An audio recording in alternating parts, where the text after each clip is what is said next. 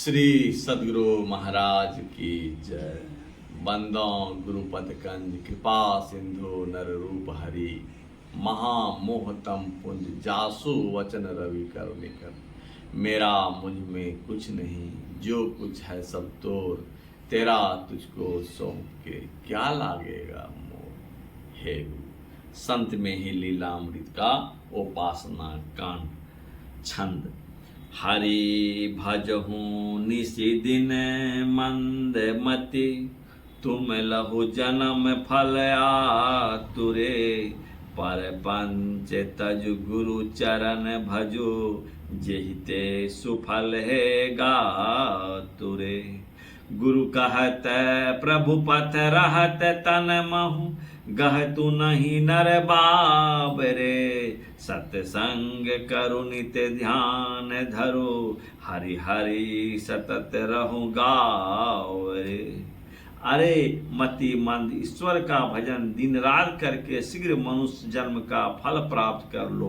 प्रपंच अर्थात मोह ममता का परित्याग करके गुरु के चरणों का भजन करो, जिससे यह मनुष्य तन सार्थक हो जाए। वे कहते हैं कि परमात्मा प्राप्ति का मार्ग इस शरीर में ही है। अरे मूर्ख, उसे क्यों नहीं पकड़ते? इसके लिए नित्य सत्संग करो, ध्यान का अभ्यास करो और जन्म मरण के दुखों का हरण करने वाला परमात्मा के नाम का निरंतर मुंह से गायन करते रहो। छंद। आचार त्रय बिनु भजनु नहीं, कहते सतत सब संत रे। निष्पाप है जप जाग के, गे मंद कित अभियंतरे। आसन आहार विहार सम करि, भजनु नियम बनाव रे। यम नियम सम दम साधि करे, अंतर अमिम रस चाव रे। सभी संत कहते हैं कि शिष्टाचार, सुचाचार और सदाचार के परिपालन बिना ईश्वर भजन नहीं हो सकता। जप रूपी यज्ञ के द्वारा पापों से रहित होने पर ही अंदर का कृतत्व नष्ट होता है। आसन आहार व्यवहार को सुदृढ़ करके भजन करने का एक नियम निर्धारित करो तथा यम सत्य अहिंसा अस्तेय ब्रह्मचर्य और अपरिग्रह नियम, सोच संतोष तप स्वाध्याय और ईश्वर प्राणिधान, सम मनोनिग्रह दम इंद्रिय निग्रह की साधना करके अंदर के प्रकाश और शब्द रूपी अमृत रस का रस स्वादन करो।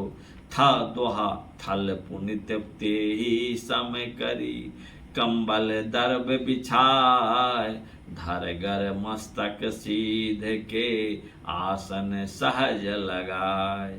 समतल भूमि को पवित्र करके उस पर कंबल या आसन अथवा दर्वासन बिछाओ। फिर तब शरीर गर्दन और मस्तक को सीधा करके सुखासन लगाकर बैठ जाओ।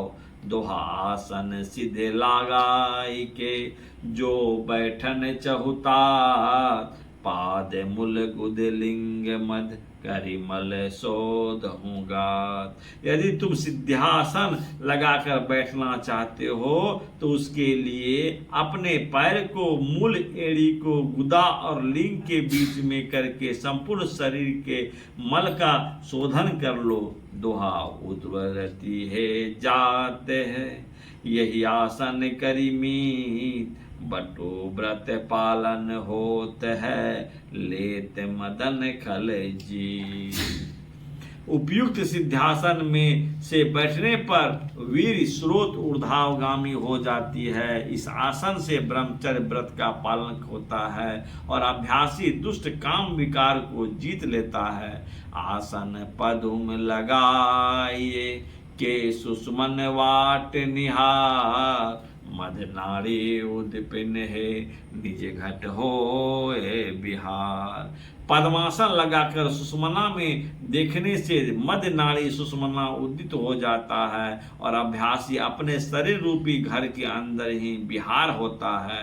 यही विधि आसन ले सुधारी, करहूँ बंद लोचन मुख सारी, सूझत श्याम घटा भयकारी, नहीं कछु लखे ज्योत धुनकारी। इस प्रकार पहले अपने आसनों को सुधार कर आँखों और मुंह को अच्छी तरह से बंद कर लो। ध्यान रहे अंदर में पहले ज्योति और नाद दिखलाई और सुनाई नहीं पड़ते, बल्कि पहले भयंकर काली घटा नजर आती है।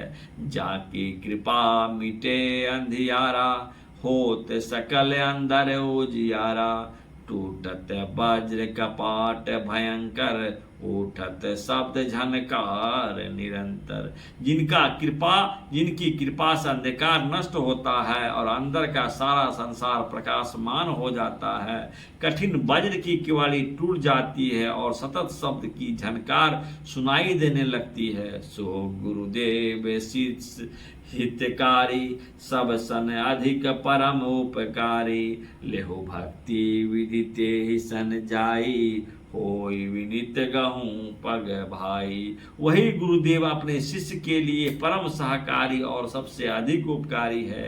हे भाई, अत्यंत विनीत हो, इनके चरणों को पकड़ परमात्मा भक्ति का रहस्य जानकर प्राप्त करो। शांत विरक्त दमित गुरु भक्ति, सेवा शुचि अतिशय अनुरक्ति, विषय विरत कर्तव्य परायण, निश्चल कपटहीन मुक्तियायन। दमनशील जितेंद्रिय गुरु भक्त, सेवा परायण, अंदर बाहर से पवित्र, अत्यंत अनुरागी, विषयों से निर्लिप्त, कर्तव्य निष्ठ, छल रहित, निष्कपट और प्रसन्नता के मंदिर। बार तिनि परिक्रमा करहूँ, दंड सरिस पद पंकज परहूँ, पाहि पाहि करुणाप मैं स्वामी, देहि भक्ति विधि अंतरयामी। इस प्रकार बनकर गुरुदेव का 3 बार पद दीक्षा करके चरणों में दंडवत प्रणाम करना चाहिए। फिर आर्त होकर कहना चाहिए, हे करुणामयी स्वामी, हे सबके अंदर को जानने वाले, आप अपनी भक्ति की युक्ति प्रदान कर मेरी रक्षा कीजिए, मेरी रक्षा कीजिए। श्री सद्गुरु महाराज की जय। और